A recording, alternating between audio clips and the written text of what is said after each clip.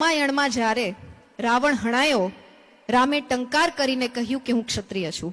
મેઘનાથને રણ મેદાનમાં માર્યો ત્યારે લક્ષ્મણે હુંકાર કરીને કહ્યું કે હું ક્ષત્રિય છું. ભરતે ભાઈ માટે રાજપાઠ છોડ્યું, રામને નમીને કહ્યું કે હું ક્ષત્રિય છું. શત્રુઘ્ન કદાચ કશું બોલ્યા નહીં, પણ સેવાથી જેમણે સમજાવ્યું કે હું ક્ષત્રિય છું.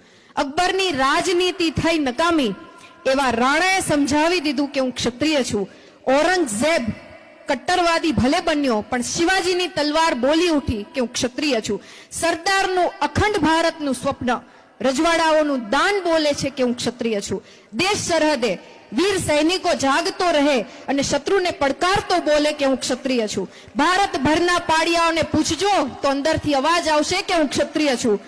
અને ખાસ હાલ કોઈ પણ અહીંથી સંકલ્પ લઈને જજો ત્યારે પાર પાડીને જ બોલજો કે હું ક્ષત્રિય છું. આભાર. અસ્તુ. જય. રામાયણમાં જ્યારે